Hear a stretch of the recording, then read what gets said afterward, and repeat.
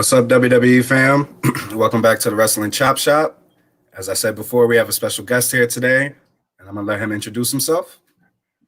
What's up, guys? Ryan Satin from Fox Sports.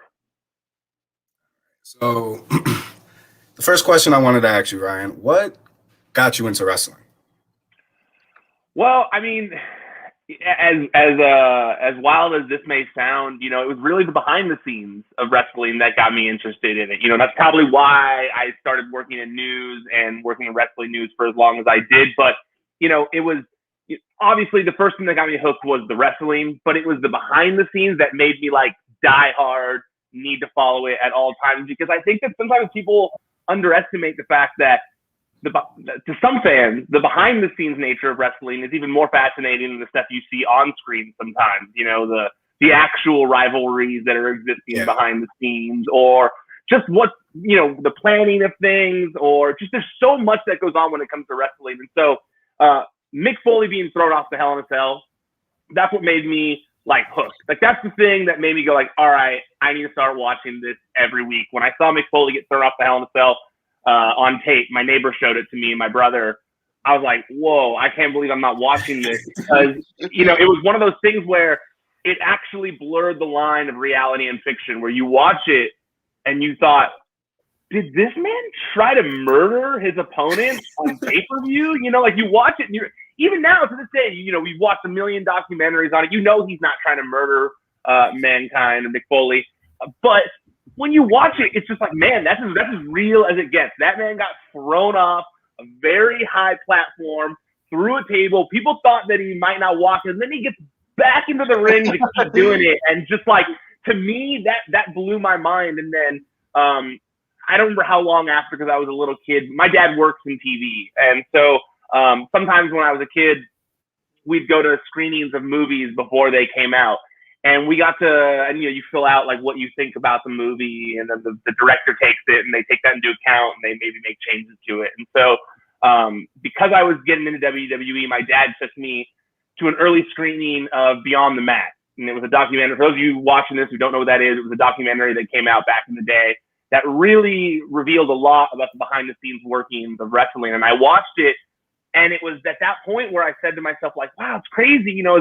As interesting as these people are on screen, they might be even more interesting off screen, and just the people that do these kinds of things. And you see his kids crying, he's getting hit with chairs, and it's crazy, And so that was really like, it was around that time that just hooked me forever. And I had one moment where I stopped watching for a little while. But other than that, I've been a fan for my whole life. That's pretty interesting. My moment was I got to see Triple H return from the quadricep tears in 2002, and that got me hooked, because I'm like, I don't understand what's so exciting about this man coming back. Because my grandfather and my uncle would watch it, but I'm in school, so I'm going to sleep early and I'm not getting to see it. But once I saw that, I'm like, I got to see what it is. And then I found out Triple H lived in Connecticut, where I'm from. And from there, the rest is just history. That's awesome. So I think Nick had a question for you. Go ahead, bro. So who is your favorite wrestler and why? I would say it was Stone Cold Steve Austin, just because similarly, I think you kind of like with you, Axel, you kind of gravitate to the guy that you watched a lot when you first started. And as much as Mick Foley was probably like the guy that hooked me, it was Stone Cold Steve Austin that kept me around every week. When you watch those old Attitude Era Raws, there are some Raws where Stone Cold is on it. He's in like 15 segments. He's like every other segment, and you didn't care, because Stone Cold was the man. Like everything he was doing was cool. Everybody was into it. Everybody was into it, and the crowd was going wild for it. So it didn't matter. Like, no one was saying like, oh, there's too much Stone Cold on the show, like they might say now.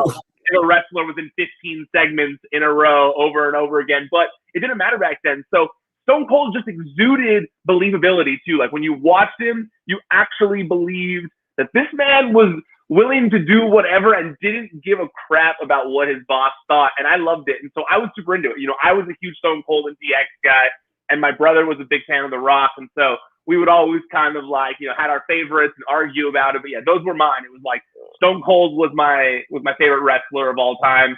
And DX was like my favorite faction back then. And Stone Cold, it's really cool that, you know, Stone Cold's my favorite wrestler of all time. And he's also been super helpful with my career too. Like super helpful. It's one of those things where like you meet your idol and they're even cooler in real life than you would have ever expected. You know, he brought me on his podcast so early on when I launched my website. Like I had launched my website, God, it had been like up for maybe a month. And I called him about a story. I reached out to him about a story and he was like, oh, you left TMZ and you started your own website? And I was like, yeah. We started talking for a while about it. And he goes, well, do you want to come on my podcast and talk about it? And my, like, the way you guys were pumped about this, you know, like, that's crazy. Like, do you want to come on my podcast and just like talk about your career? I'm like, wait. Like, you want me to go on your podcast and talk about my career? Like, okay, you know. So he's been so helpful, you know, like in my career. And when I came to Fox Sports, he, you know, when I reached out to him, said, hey, can you do an interview for these interviews I'm doing? He instantly wrote back to me, no problem. He's the nicest guy that you could expect, especially for being such a scary looking dude when he was at his prime. Crazy that Stone Cold is still one of the most popular wrestler back in the Attitude Era and still is today. So it's crazy, you know. And so my personal favorite, it gotta be Edge, the Rated R Superstar, because one of the greatest, like the greatest heel in my opinion. Period. Well, see, I was always a big Hardy Boys guy, so I feel like it's hard to be. I feel like you had to be one or the other. Either you were an Edge and Christian guy, or you were a Hardy Boys guy. And like, no hate on Edge. Came on my podcast. He was the first episode of my podcast, and I was super excited about it. Legendary career. I love him. But back then, you know, when I was growing up, I was a Hardy Boys guy, and so I was always like, why isn't Jeff getting this push that Edge is getting? Like that was just me as a child, you know. Not now looking back, I get it all. I think they're both awesome, but that was just young me. Oh wow, that's crazy. Lewis, you had the question? Yeah, man. If you can't tell by my name, big NXT fan, probably the biggest NXT fan on TikTok. I need to know, man. I'm gonna throw this one at you. Give me your Mount Rushmore of NXT superstars. I think that for me, I would go. I'd actually think this one's kind of easy. Actually, I'd go. I think you go Finn Balor, Sami Zayn, Sasha Banks, and Bayley. Ooh. Ooh. Can I tell like you? I was watching. I don't know if I left someone bad out there, but I think, you know, and I can defend all of them. Finn Balor, you know, to me, helped take NXT to the next level. You know, like when Finn Balor became champion, and he's on a podcast this week and kind of talked about it. NXT went from like being this Hulu show that not everybody was necessarily paying attention to like a brand that you had to watch. And so I put him on there for that reason. Sami Zayn, I put on there because before that, and even after that, for a long time, Sami Zayn was the heart of NXT. He was like that baby face that like you wanted to pay attention to. He had the awesome matches with Cesaro, with Shinsuke Nakamura, Kevin Owens. Like, he's done so much in NXT that even though he wasn't maybe necessarily champion for the longest or as associated with NXT as others, to me, he really was like the heart and soul of NXT for a while before that title was given to Johnny Gargano. So I think even though Johnny Gargano has done great things there, like it's hard for me to put like Adam Cole or Gargano over him, just because without Sami Zayn doing that, I don't know if NXT would have gotten to where it is. So I feel like if you're talking about Mount Rushmore, it's like the founding fathers, you know? And so to me, you got to put Sami Zayn on there. And so similarly, Sasha and Bayley, like, I don't even know if you need to explain this one, but like, I think before Sasha and Bayley, I think that, you know, there were a lot of people that didn't take women's wrestling as seriously. I think that there were people like, because of the way WWE had put it out there for so long, I think that there was a lot of people who maybe didn't think that it could be a main event. And I think that Sasha and Bayley changed the perception of that. Obviously, Charlotte and Becky played a factor in that as well. But like, man, like those matches between Sasha and Bayley just really changed the game for women's wrestling, in my opinion. What about you? What's on your Mount Rushmore? It's not recency biased, but my Mount Rushmore, I have to go Gargano, Ciampa, Cole, and Asuka. Okay. No, that's not bad either. It's not bad either. It's just, and Asuka, trust me, it's hard to leave off. I hate Mount Rushmore. I wish Mount Rushmore had 5 freaking heads. Because every time you have that Mount Rushmore discussion, there's always that one name. It's the last person you gotta put. What about that one? And it's hard to leave Asuka off. I know. I wish that Sasha and Bayley I could consider like a tag team and cheat and be like, they were a tag team, they're one. But I just think that without Sasha and Bayley doing what they did, Asuka wouldn't have even been given that platform. You know, it's crazy that we're talking about NXT right now because one of my favorite faction in NXT of all time, the Undisputed Era, and to this day, it breaks my heart when they broke off. So like I was always on the other side of that. I've been waiting for them to break up for like the past years. Yeah, but see, it's different. It's different for me because I don't know about you guys, but do you guys watch PWG at all by any chance? Like the indie company PWG, Mr. NXT. Okay. So PWG, like, it's local out here. It's in Reseda. So, but it's fairly for a while. It was fairly influential to the indie wrestling scene, and so it was in this small place that held like 100 people, but it was jam packed on top of each other. The atmosphere was insane at PWG shows, and so I went to like every PWG show for years. It's sad that I haven't been able to go in so long since the pandemic. They haven't been running new shows, but I was like a loyal PWG fan for a while. And during that time, Kyle O'Reilly and Adam Cole were feuding the whole time. Like, they were not friends. They had already broken up as a tag team. And I saw these awesome matches between Kyle O'Reilly and Adam Cole. And I saw this awesome rivalry between the two of them. And at that time, Kyle O'Reilly was one of my favorite wrestlers. Kind of like I talked about the Hardy Boys and Edge and Christian. It was like me and my best friend, the wrestling fan. And it was like I was the Kyle O'Reilly fan. He was the Adam Cole fan. And we'd go to the PWG shows together and like butt heads over it and argue. And so I was like this huge Kyle O'Reilly fan. So for the past, like, how long have they been in NXT? Like a while now, years. Yeah. He was technically like the lackey to Adam Cole. He was like the backup to Adam Cole. And to see your favorite wrestler be the backup for the guy that you were cheering against, it's hard. It's hard out here for Kyle O'Reilly fans. So I've been happy to finally see him get his opportunity to shine on a single platform, personally. So we have time. Go ahead, Lewis. I'm a Gargano fanboy. Like, if Gargano knew, because I first found out about Gargano years ago when he was wrestling here in Rhode Island at XWA, him and Ciampa. And I remember Gargano had this match with JT Dunn, and I just fell in love with Gargano. Like I was all about Gargano, so I started watching Gargano early on. And when he went to NXT, man, I was praying that he was doing good, and now he's on my Mount Rushmore, man. Well, dude, don't get me wrong. I love Johnny Gargano. Like, don't get me wrong. Like, dude, when similarly at PWG shows, when he first came to PWG, there was the audience was real split on Johnny Gargano when he first came to PWG. And so, like I said, it was like this small gym, right? And it was like a BFW hall. And for some reason, one side of the room were Johnny Gargano fans, and the other side of the room hated Johnny Gargano. And so, like, which side you sat on almost determined if you were a Johnny Gargano fan or not, because that was the Gargano section and the other side was not. And so I remember my friends would always be on the not Johnny Gargano side. Whoa. But I secretly liked Johnny Gargano, so I was always like conflicted because I'd have to sit there, and my side would all be like, "Boo!"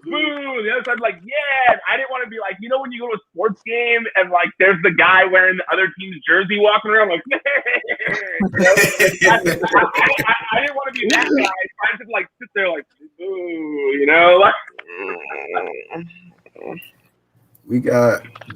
I just got to throw one more question. Yeah, I got time, man. It's okay. Since it's gonna have to do with Fox, since the rumors have surfaced, okay, if it does come to light, what do you think WWE is going to do with John Cena? Ooh.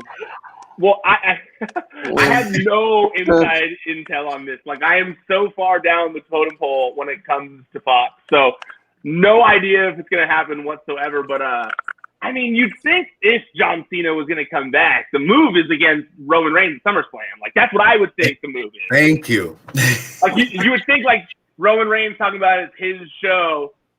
God, imagine that pop if Roman Reigns was talking about this is my show and John Cena comes out, like, over, you know, like, that would be huge. So I don't know what's going to happen, but man, I was, before I even saw those rumors, I was saying, like, man, I would love to see Roman Reigns versus John Cena at SummerSlam. You know, I've been prepping for different interviews. I don't know that. I'm just saying I would love to see it. I don't know what's going to happen. I'm just saying. Really? Because I've only been thinking about it, and it's only been in my mind lately because I've been prepping for I always have to do research when I'm going to interview someone. And so, you know, I recently interviewed Edge. I recently interviewed Rob Van Dam. I recently interviewed Miz. I recently interviewed, those are the main three. Were like, those three have such history with John Cena that when I was prepping for the interview, I had to watch so much of their stuff. Like, I was watching so much old John Cena stuff, and it was making me go, man, I miss John Cena, dude. I miss him so much. I was, even though that I got caught up in it for a little while with everybody else with the booing John Cena, but near the end, I had changed my tune on John Cena and was cheering for him. So I would like to see him come back. I don't know what's going to happen, but I would love to see it happen. I'm with it. I'm with it if it happens. It's the only thing that would make sense at this moment. I don't see anything else they could put to make it last until what everyone wants to see, which is The Rock and Roman. That to me would make sense. I think Rock and Roman only makes sense in Hollywood too. I mean, maybe in Texas for WrestleMania, the next one, because they're going to need big, you know, That's big funny. names to fill out that one. But I think you wait for Hollywood. That's funny because during the interview with Roman Roman says he wanted to have a match with The Rock. But at some point he said he wanted to have that match at Hollywood because that's The Rock yard. Hollywood is his yard. So Yeah. we don't know what, like, it's kind of like a 50-50, so we don't know what's going to happen really. I think they'd wait. I mean, really, like, at the end of the day, it's the freaking Rock. Like, we go like, oh, well, he's gonna be 50 years old. It's The Rock. Like, The Rock. Look at the guy. Look at the guy. Who cares what age he is? He's in better shape than, like, everybody. Who cares? Like, you know, like, oh, can he really wrestle at 51? Come on, it's The Rock. Look at the guy. Like, he's trained every day. Like, come on. Yes, I agree. That's what I tell everyone that. It's just, that's just how I look at it. I'm like, come on. Of course he's going to be ready. He can wait till Hollywood, especially if he waits till then. His body is still in great shape. Like, he just works out for another extra year. Poor us, you know.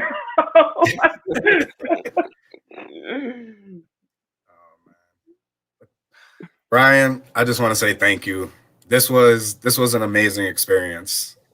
Oh yeah, dude, man, it was great to do it. I mean, you've been very cool with me on TikTok. I'm still new to the TikTok community, and you've been very cool with being nice to me on there, saying positive things about me. So it was a pleasure to come do this to you guys. It was a fun chat for sure. Like I told you, once you posted that video on TikTok about TMZ, and I put two and two together, and it all lined up, and I was like, I used to watch this man every morning when the wrestling stuff came up, and from there it was just I was lucky enough to find you when I did, and I was like, this is amazing. But again, well, honestly, thank you. I'm just happy that I've been able to kind of, like, you know, TMZ, they didn't say our names. You know, it was like, oh, there's the wrestling guy.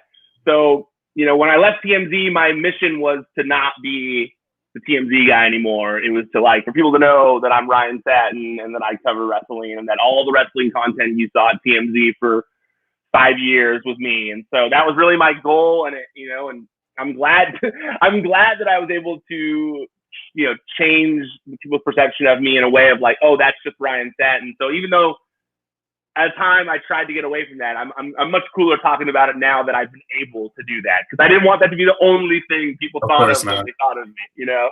Of course not. But again, thank you. Of course, man. Yep. Have a good one, guys. Good one. It's been an honor. Yep. Nice meeting you all. Peace. Oh, there. Well, guys, that was interesting. I hope you guys enjoyed it. Man, how cool is that? Guys, just remember this moment. I take it in.